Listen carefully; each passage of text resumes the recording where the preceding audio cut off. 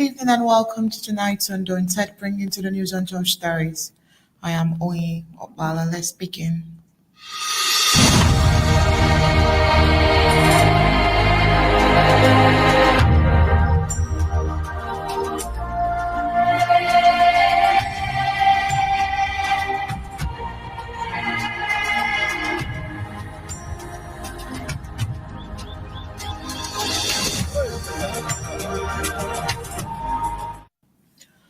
On the French Cameroons election day, Bafut and many southern Cameroons observed a strict ghost town. Following a call from Ambazonian leaders to boycott the vote, the streets were empty, businesses remained closed, and the atmosphere was tense yet peaceful, symbolizing the people's rejection of the electoral process imposed by the French Cameroons.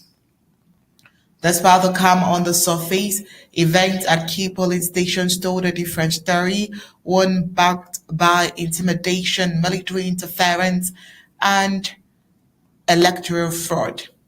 At the GNS Gaiti polling station in Bafut, eyewitnesses reported that gunfire erupted around 9 a.m.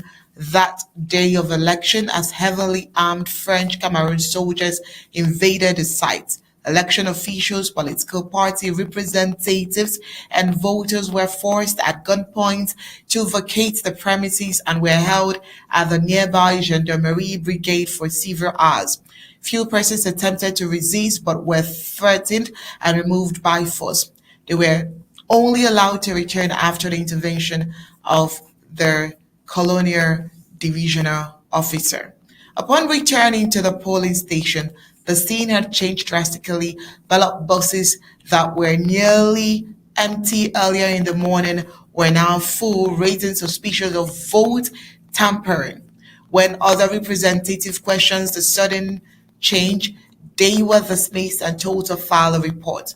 No justification was given for the military's action or the discrepancies in ballot counts, deepening concerns over the integrity of the election process in conflict-affected areas.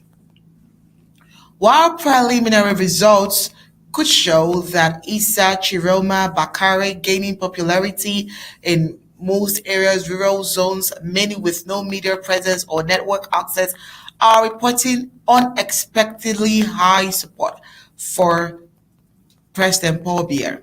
These areas, historically controlled by the CPDM, are now under scrutiny amidst widespread allegations of voter coercion and manipulation. The combination of military aggression, electoral fraud, and widespread boycott sends a clear message. The people of Ambazonia have rejected the legitimacy of the election and the regime behind it. All they are doing is just laying support to a neighboring country. All these and more we'll dive on tonight's Undaunted. But first, let's get the prime headlines.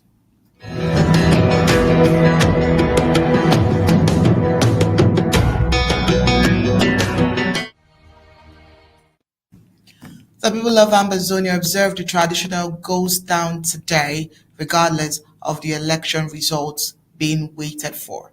Also tonight, we take a look at the tension that flared in Bafut as armed forces disrupt voting, ballot stuffing in Ambazonian areas as well. Widespread electoral irregularities reported in French Cameroon's election of 12th October.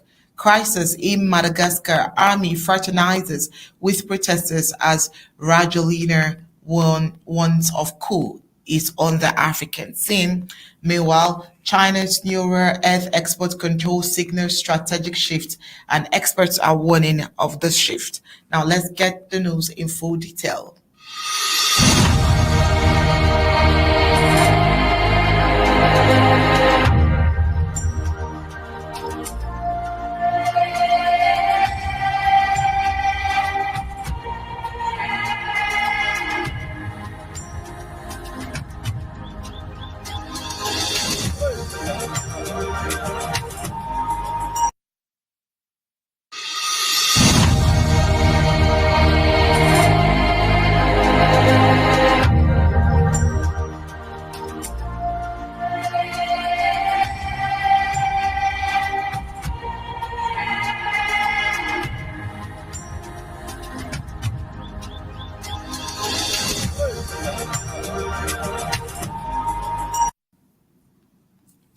Today, the people of Ambazonia remained resolute in their determination to uphold their autonomy, as evidenced by their widespread observation of the traditional Monday goes down today. This peaceful protest is a clear indication of their disinterest in the recently concluded presidential elections in the French Cameroons, which they view as illegitimate. The Ambazonian people have long felt marginalized and disenfranchised by the La Republic to Cameroon government, leading to a protracted struggle for self-determination and statehood. The declaration of independence by the Southern Cameroons Ambazonia Consortium United Front on the 1st of October 2017 marked a significant turning point in this struggle. Now, regardless of the elections and election results expected from the French Cameroons, Ambazonians stayed indoors to respect the Monday ghost town of today. Images from different areas shows that the ghost town of today was highly respected. The Ghost Town Initiative serves as a powerful symbol of the Ambazonian people's commitment to this cause of independence. By boycotting the elections and instead of focusing on their traditional practices, they are sending a strong message to the world and to the international community that they will not be swayed from their pursuit of autonomy. The war in Ambazonia has resulted in significant human suffering, with thousands of lost lives and hundreds of thousands displaced. The world has been urged to take a more active role in mediating a peaceful resolution to these crises. In the light of these developments, it is clear that the Ambazonian people's struggle for self-determination is far from over. As the international community watches, the people of Ambazonia remain steadfast in their resolve, determined to secure their rightful place amongst the nations of the world. Bryce Mbeseha, welcome to tonight's Undaunted. Thank you for having me once more. Beginning of the week. You're welcome. I'm very sure that after following all of the election twist of yesterday and the tensions that is rising amongst the people, it's not surprising that Ambazonians respected Monday's ghost town today. Reports emanating from the home front actually showed us that today was highly respected more than other Mondays. And I'm wondering why. I don't know if you know the reason why today's Monday Ghost Town was highly respected in different areas of Ambazonia today. Well, the reason is simple. As far as Ambazonia is concerned, nothing has changed. Elections, if any, of yesterday have different meanings to Ambazonians and to the world at large. We declared that we are not taking part in the elections as Ambazonians.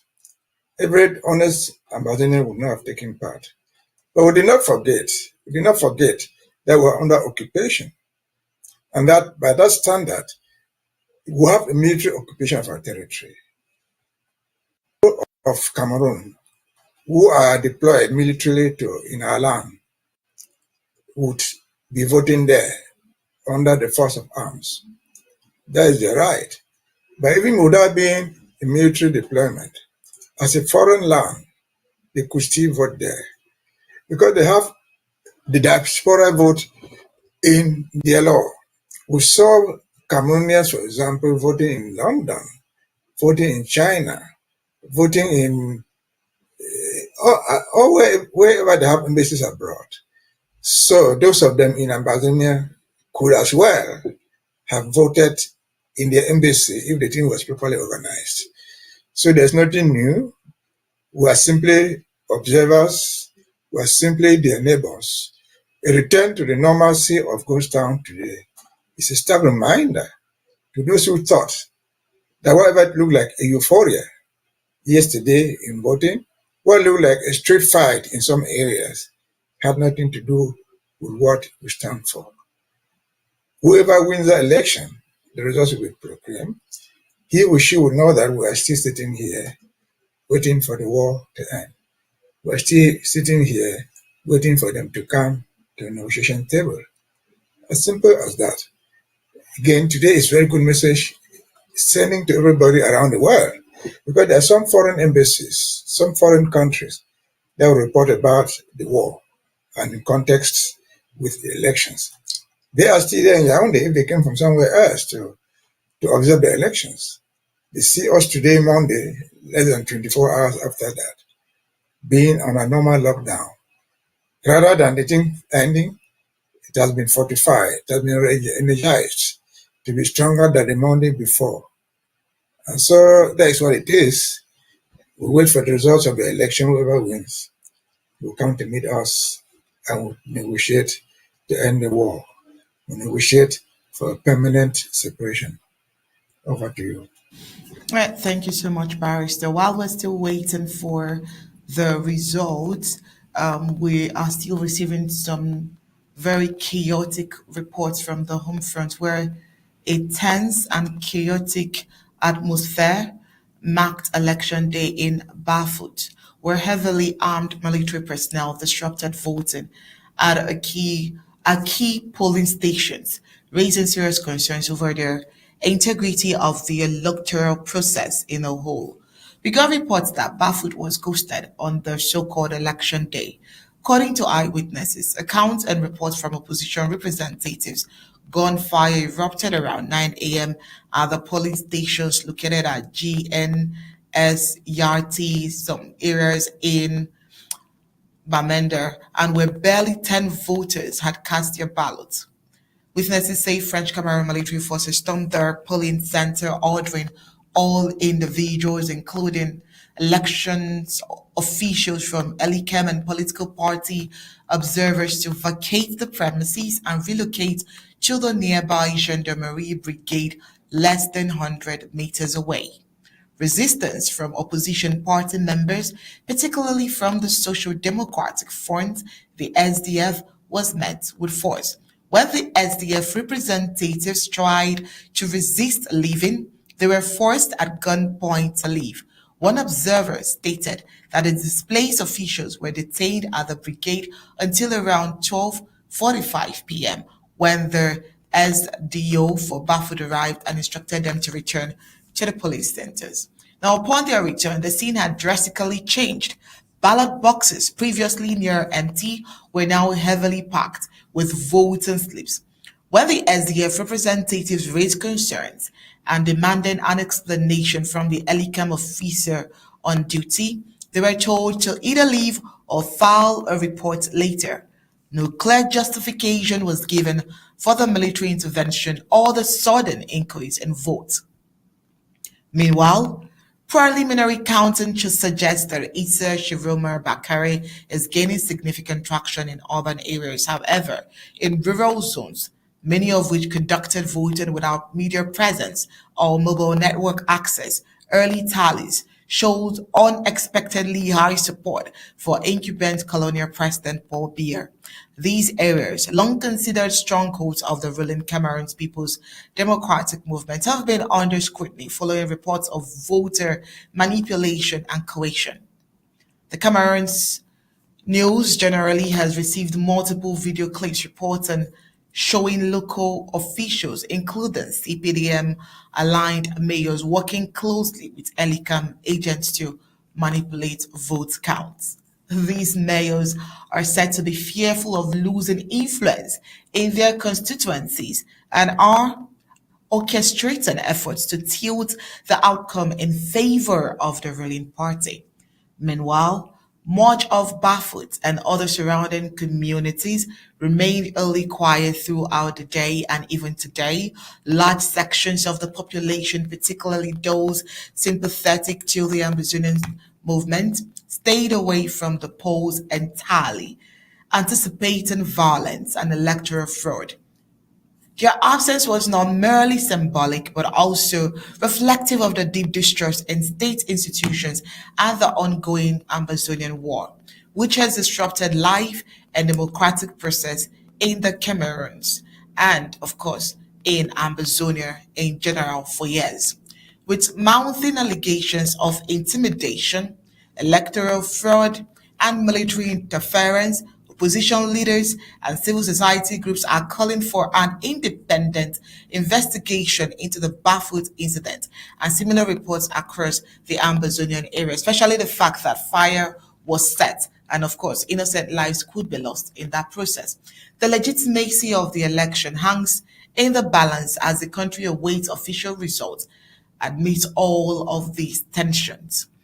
We also got reports of ballot boxes being stolen even by women and all sorts of electoral fraud being seen. In some countries, this could have been said to be a non-election. But like Barrister would say, Ambazonians are not even interested. It's just that they sympathize with the neighboring country. Barrister Mbeseha. This is just half of what we're seeing over the weekend. I'm sure you all saw more. Yes, I certainly saw more. What we are seeing there is some type of masquerades fighting left and right. But we must remember that Cameroonians, not Ambazonians, they are just normal human beings. There's a level of fraud that the people will no longer contain. There's a time that the people will stand up for their rights. And it looks like this was one of the moments they tried to stand up for what it is supposed to be. Yes, that thing happened in Bafut, you have mentioned it. Before that, we saw pictures of soldiers removing their uniform and wearing t-shirts to go and vote. That was a masquerade, no problem with that. But you know what happened in Bafut? You've mentioned, after they have diaspora votes, in places like Cote d'Ivoire, there was so much violence that they broke down the walls of the embassy gates because the ambassador, playing to the role of the agent of Yaoundé, was trying to prevent the people from doing what they should have done. They pulled down the whole gate of the embassy. We saw what happened in Canada. We saw what happened in other places out of Cameroon when people tried to, and I'm sure in those instances, they asserted their rights perfectly well. And with that, they will probably come out on the top. But the central issue to us is seeing what went on in Bafut, which is rarely in the country. You ask the question, who is in charge of elections? Are they the soldiers? Is it the DO who will come in to say, move away from here? Or is it Elecam? We don't know. It's a free-for-all game. Everybody will get there, pick the pieces that they can pick, and then declare their own victory. I talk about fraud. The fraud was wonderfully massive in some areas. For example, I saw in the official tally, the tally that they have so far, from Batibo in particular, the polling station in Batibo purportedly gave Mr. Pobia 5,000 votes. You read? This is Batibo that a few days before the elections, the minister from there, Rosenbacher, went to Batibo armed to campaign. And in that campaign, we saw only 4 CPDM people come to listen to her. So where did they manufacture 5,000 votes to give Mr. Pobia on the polling day? There must be some gods. There must be some angels from heaven. And so that is what they try to do all the time. We have this common saying in English that he will pay the piper, he takes the tune. Pobia pays the electoral officers. Pobia pays the ministers. He pays the soldiers. I think that he can dictate the pace of events in terms of politics. He could, but given that election of president is a 1 + 1 + 2 + 3 that give the final result, those people are a minority. Yes, Batibo could give Mr. Pobia 5,000 votes, whereas there are not even up to 5,000 people living in Batibo. Because of the war, most people from the rural areas, including Batibo, including the BLM, including Donga Mountain and other places, they've all escaped. They've all fled to urban town. And so if there were elections, for example, just say in Bamenda, with all these people who escaped from Batibo, who escaped from Widikum, from Donga Mountain and settled in Bamenda, what would the fraud in Bafut station, Bafut polling station mean? It will mean nothing in terms of the total. And so if the thing we see is correct, you saw the outcome In fact, because of this war, the population of places like Douala has almost tripled because people have fled from everywhere to Douala. They have fled from everywhere to go to the Yaoundé. If the things that were posted out there on social media turn out to be true, the opposition won there massively, notwithstanding the attempted pockets of fraud in the rural areas. In my own place, it's called the BLM whole division. I'm not sure even of the 10 people, of 20 people even voted. And they even orchestrated their own stealing. Because people ballot papers trying to stop the boxes. With how many ballot boxes? Maybe 60 votes. What does that count in an 8 million ballot contest? Absolutely nothing. So we should not be discouraged. We were not even concerned, but we should not be discouraged. We just wish that whatever is the outcome, the person who is going to come proclaim the winner or declare himself or herself the winner will meet us for the negotiations. Our point was made. We said people should not stand up, should not go out to vote. I'm sure most people resident in Ambazonia, wherever they were, didn't go out. Pockets of those who showed up, they expressed their will.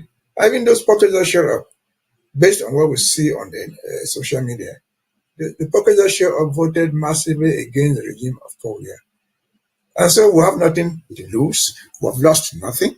And again, back to what we said earlier in this segment, the Monday goes down, Monday lockdowns are the pointer to everybody who's concerned with the elections, to everybody who's concerned with Ambazonian struggle, to everybody in Cameroon who's concerned with their own survival. Their president, whoever turns out to be, will have to make that country survive. And the only way the country will survive will be to let Ambazonia go. Because as long as Ambazonia is there, we're like a porcupine in the neck of a python. You cannot swallow it, and then you eventually die with the porcupine itself. So that's what I take from it. Fraud it was, but not. I don't think that will change the difference in the overall count by the time they get down to do the real business. But even if it does affect it, again, it doesn't change anything in Ambazonia. Ambazonians said no to elections, not because we don't like the election, we're not part of it. We simply say, conduct your elections, get the winner, or select whoever, then come meet us. Ambazonia is still sitting and waiting for you and say hi, happy good neighbors, good morning over the fence to you. Over to you. Now let me ask this question I've been meaning to ask. I know that Ambazonians are not interested in this election. That was very significant in the elections videos we saw, where Ambazonians didn't turn up in those places in Ambazonian areas. But then, does it seem? It seems like somehow Ambazonians may be interested in Issa Chiroma winning. Now, do you think that his winning can give Ambazonians that leverage to have that this dialogue that Ambazonians have been interested in having, that dialogue that will set the pace for two nations to exist and for Ambazonian rights to be recognized? Do you think that the president of Issa Chiroma can be the one that would allow this negotiation process to take place eventually if he wins? I don't know whether you are right when you say that the Ambazonians are leaning towards Issa Chiroma winning. We're not leaning towards anybody. But the question you should ask is, we say we're not taking part in the elections. That's the overall position that we took. But that notwithstanding, there are two Ambazonians who stood the elections. Joshua Osi for the SDF and Akerimuna for another party. These are our own brothers and sisters. But then if they stood the elections and there are even a few Ambazonians went out to vote, why did they not vote their own brothers? Why did they not vote Joshua Osi? Why did they not vote Akerimuna? Yeah, It is simply because they saw nothing. Barrister, You're that's saying something? exactly why I'm asking, because Yeah, their names were not I'm even coming to that. mentioned. Yeah, I'm analyzing it. That's what I'm trying to get to. I'm All trying right, to go answer your ahead. question. Yes, please. If there were Ambazonians in that struggle, in spite of our resistance, if there were Ambazonians in the contest, and there were Ambazonians who had fled, internally displaced, to Douala, where there was election, to Yaoundé, where there was election, and to other big towns, why did they not even vote for the two Ambazonians? The answer is clear. Those Ambazonians who ventured to go into foreign elections did not even offer any hope for the Ambazonians who are resisting the occupation. And now it comes, you ask why people have been thinking about Issa Chiroma. If some Ambazonians think about Issa Chiroma, it is because he is the only person in the contest over there who has publicly said that I know there's a problem. I apologize if I did deny this fact. And I'm telling you people that if I win, I will come to the conference table. We shall sit down and talk. That alone is enough. Because we've been fighting for 9 years. Mr. Paul Biya has never recognized the problem to even sit down and talk. No other political party, not even the Joshua Osi's party, SDF, has raised it. Joshua Osi is in parliament thanks to the SDF, which is a Cameroonian Ambazonian party. He has never ever mentioned to raise that thing in the House of Assembly. Rather, he has signed petitions that they should go abroad and bring all Ambazonians fighting for freedom and jail them. That's an Ambazonian. The party that he runs on the platform have been running elections over there. He is in parliament based on that. Why should any Ambazonian vote for a guy like that? Why should we not look for any stranger, an American, a Japanese, talk less of a Cameroonese, who says that, look, we realize that there's a problem, we can sit down and talk. The outcome of the talking is not what is here. When they come and sit down if you come to the table, whoever comes to the table with us, we have said we are going away. Let him justify why we should not go away. Let him show a strong case why we must remain in their bondage. That is the outcome that I cannot predict. I don't know what the argument is, but we are still fast. We're asking them, come let us settle this thing. Let us, if you pay the bride price, let us pay back the money. And like in the country marriage, you get 5 goats. If 5 goats today are about 100,000, go away with your 5 goats. Let my daughter come back home. Things like that. So if anybody is tilting towards Issa Chiroma, it is simply because he has given us the impression that at least he knows that there's something wrong. He has said, look, I know that some of your brothers, your sons and daughters have been killed. Others are still alive in jail for no reason. If I win, the first thing I will do will be to release them. So they can join you people and you all come together as a team to discuss why you should go or why you should stay. That's the bottom line. That's the bottom line. I hope it answers your question. Now, as the days proceed, I'll definitely come in with more of the thoughts that I've been having.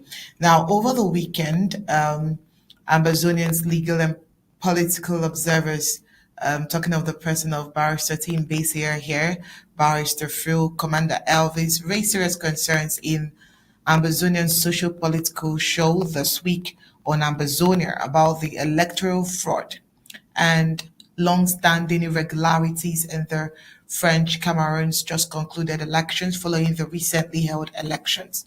Now, in a conversation that quickly gained traction on social media, the two prominent legal minds criticized what they described as a consistent pattern of electoral manipulation, and this was dated back since the 1960s, 70s, and 80s. Well, according to them, the latest election followed the same trend with multiple reports of network tampering and communication disruptions during voting period, raising suspicions of deliberate interference. There is nothing new under the sun in French Cameroon's election. There have never been free or fair elections since the one party era, said Barrister Mbeseha. Ambazonians, though not part of these elections, can only watch with sympathy as our neighbors, that's as La Republic de Cameroon, Ambazonians neighbors, are yet again denied a transparent electoral process. One of the most criticized aspects of the ongoing process is the long delay in announcing results. Official sources have indicated that final results may not be declared until after 2 weeks after election day, making it the longest post election wait time on the African continent. Now, according to Barrister Fur, this delay leaves room for manipulation. He says it is unacceptable in modern day democratic standards. Most African countries with far more complex electoral system can announce results in same days or matter of few days. Adding to the controversy, the Minister of Territorial Administration reportedly issued warning to opposition candidates stating that anyone who declares themselves winner before the official results are announced could face arrest. This move has been widely condemned by all civil society groups and international observers as a threat to freedom of speech and political participation. Human rights organizations are also raising alarms over the suppression of dissent and the lack of transparency during the electoral process. Reports of intimidation, tampered networks, and limited access to polling stations in some areas have further cast doubt on the credibility of the elections. As of now, there is growing domestic and international pressure on the Electoral Commission to ensure a fair and transparent vote count and to release results without undue delay.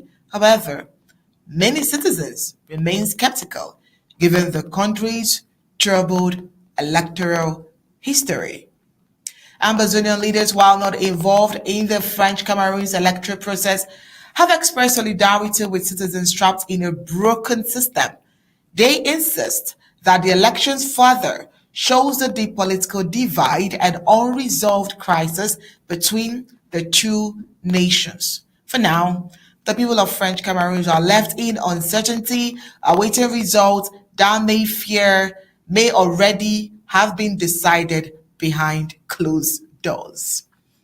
Barrister Mbeseha, so much twist to all of this. I listened to your interview yesterday, and I could also understand why you could suggest that Ambazonians could just stand in solidarity and sympathize with La Republic de Cameroon. I mean, one of the major issues, aside the electoral fraud that we've talked about, is the fact that most of the persons, French Cameroonians, would have to wait for at least 15 days, right? 15 days before they can get the results of the votes they casted yesterday.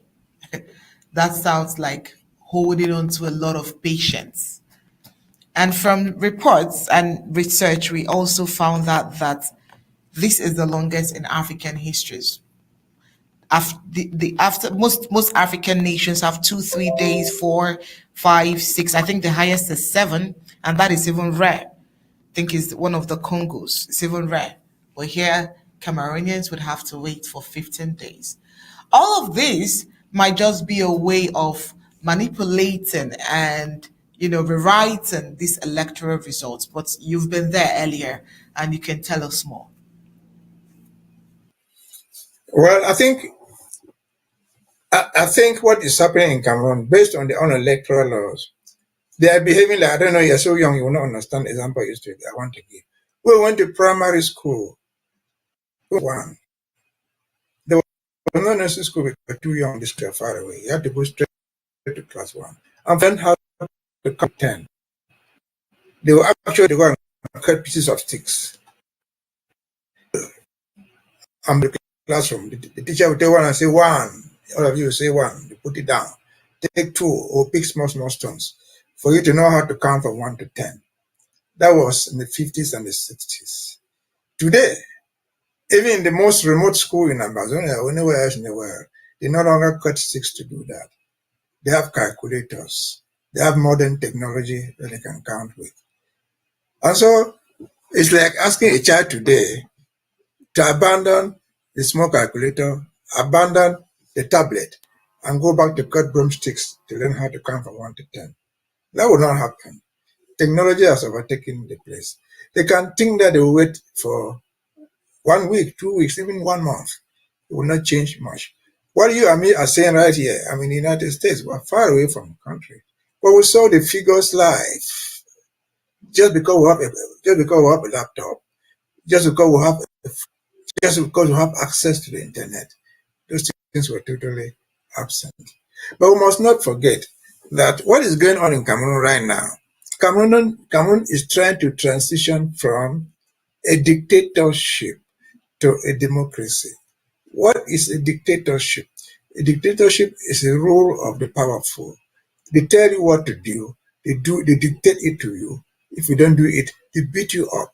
They force it onto you by force. That is dictatorship. If you want to transition from that to democracy, you will have to learn the act of the trade. Dictators don't give up power because they want to give. They have to give up power because they are defeated, both physically and intellectually. They come to you with force, you fight them with force. And I can give you, just watching from here, watching what is going on in Cameroon there. In the last segment, you showed a vehicle burning on fire. That was, I think, in Garawa. That is the home to Issa Chiroma. Why was the car burning? You remember the day before the election started, the Minister of the Electoral Administration issued orders. Nobody will declare the results in from the polling station. If you do this, we'll catch you and lock you up in your heads, wherever in the world. And it has been projected that Issa Chiroma would win. He comes from Garawa. Issa Chiroma went to vote like any other person. On his return to his house, the police stopped him. They thought they could just question him anyhow or adopt him. The people came out and said, no, you know this guy. What are you questioning him for? You're trying to adopt him. They chased away the police, took away Issa Chiroma to his house and said, enter your house. And then they went back and taught the police who were there a lesson. That car burning, that truck burning is a police truck that come to station in near Issa Chiroma's house. They are not even open fire. The population burnt that nonsense. They did not just burn it, they killed of those people inside there and say force for force.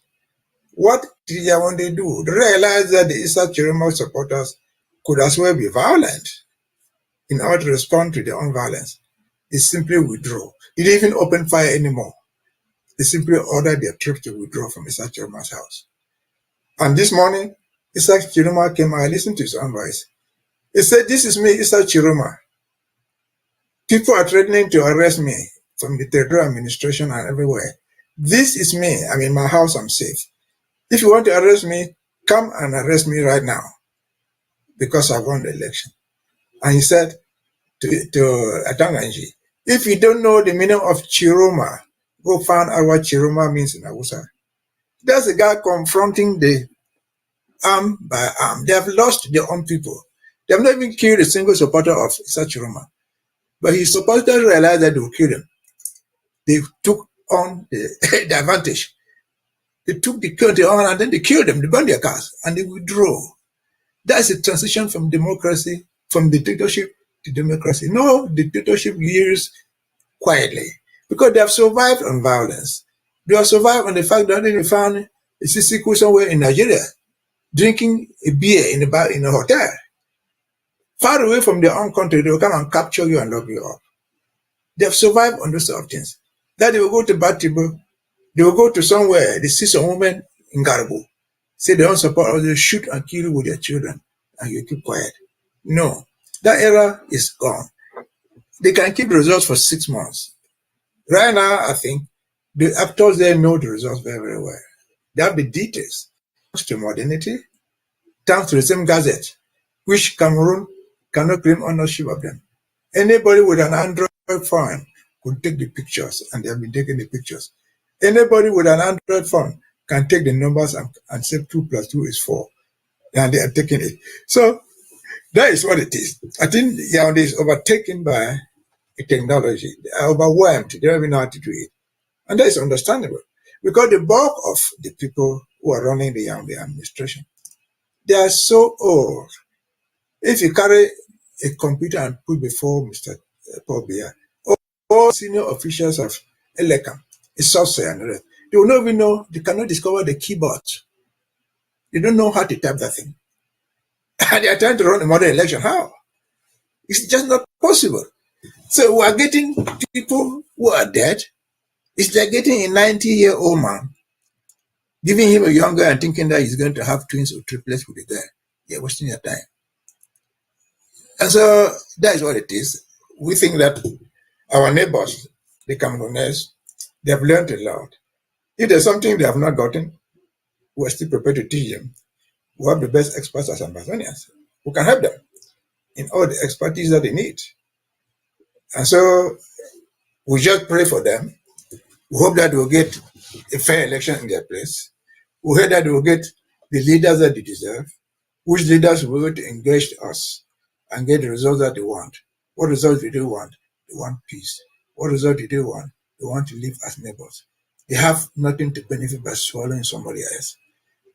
That's what it is. Over to you. All right, thank you so much, Barrister. That's what it is. Well, the week is still young, and we anticipate a whole lot of reports that will still emanate from the home front. The world is anxious. Everyone is excited. People want to really know what would be the outcome of neighboring French Cameroons. And as always, I'm very hopeful that you will be at the other end to give us your thoughts on any of the reports we bring up here. This is where we'll let you go. Hoping to see you tomorrow for another episode as we bring all of the stories at the front burner. Thank you for having me. You're welcome. And right after the break, when we come back, we'll take a look at the crisis in Madagascar, where the army is fraternizing with protesters as Rajolina wants of coup.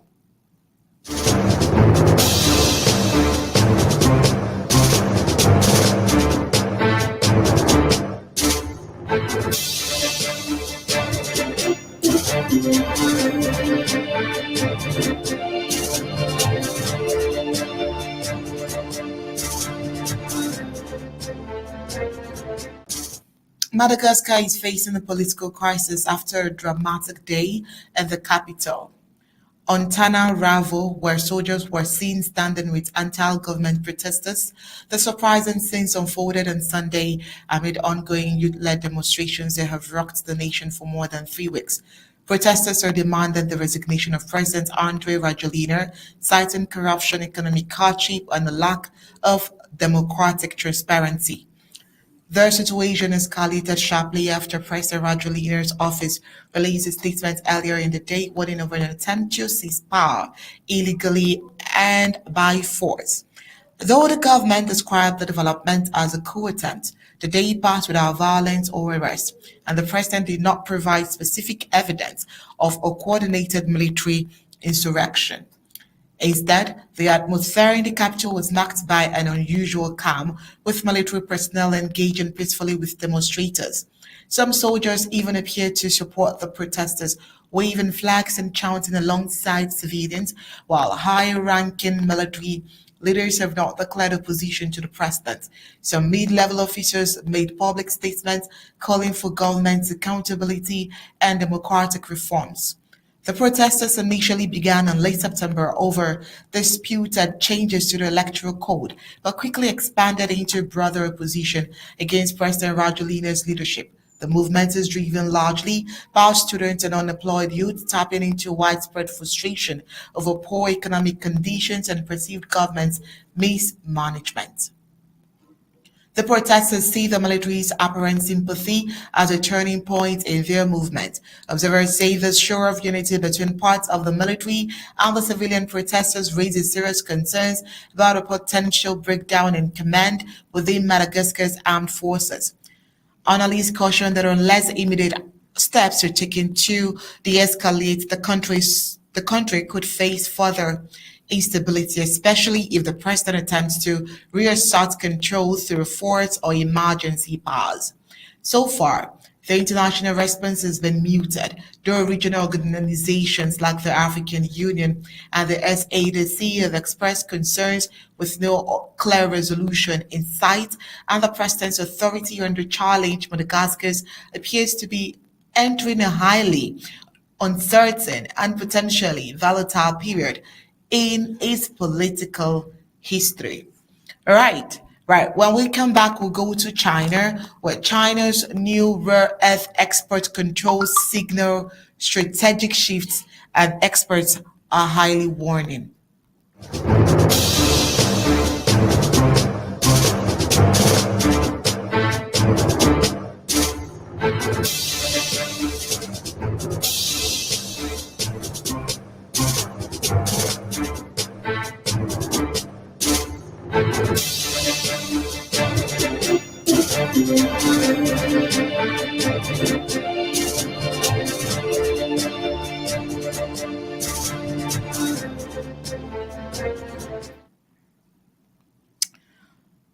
China's latest move to tighten control over its rare earth exports is raising alarms far beyond the global tech and manufacturing sectors, with analysts and former US officials warning that the decision marks a significant escalation in the strategic competition between Beijing and the West. On Thursday, China's Ministry of Commerce announced that starting December 1st, foreign companies will need special license to export any product that contains more than zero point 0.1 rare earth element sourced from China or that uses Chinese rare earth processing technologies. The sweeping new regulation effectively broadens Beijing's influence not only over raw material export but also over finished goods. Finished goods produced globally using Chinese intellectual properties or resources. This move is being viewed not simply as a trade policy adjustment, but as a calculated geopolitical maneuver. This goes well beyond limiting access to a critical input, said a former White House advisor familiar with US-China technology policies. He says it's about setting the rules for who gets to compete in future industries, everything from electric vehicles to defense technologies. Rare earth elements, a group of 7 metallic elements, are essential components in a wide range of high-tech applications, including batteries, smartphones, wind turbines, and military hardware. While rare earths are found in several countries, China dominates global processing capacity and controls more than 85% of refined rare earth output. The new rules include and introduce a major complication for multinational companies that rely on Chinese rare earth in their supply chains, particularly those in the electronics, automotive, and aerospace sectors. Industry analysts want that the licenses regime could increase compliance burden, introduce delays, and create uncertainty around long-term sourcing. The fact that the regulation also applies to products manufactured outside China using Chinese origin technology or materials significantly extends Belgian regulatory reach. Belgium has framed the move as necessary for national security and environmental protection. However, it comes at a time of growing technological decoupling between China and Western nations, especially the United States, which has introduced its own export controls on semiconductor technology and AI-related tools. The new Chinese rules are widely intercepted as a form of counter-leverage and a warning that China retains powerful tools to influence global tech supply chains. Governments and multinational corporations are now scrambling to assess the implications of the new rules. As the December deadline approaches, pressure is building on policymakers in Washington, Brussels, and Tokyo to accelerate efforts to diversify rare earth supply chains and reduce dependency on China's strategic minerals. With that, we've come to the end of tonight's Undaunted. But first, let's get the highlights that made it to the news.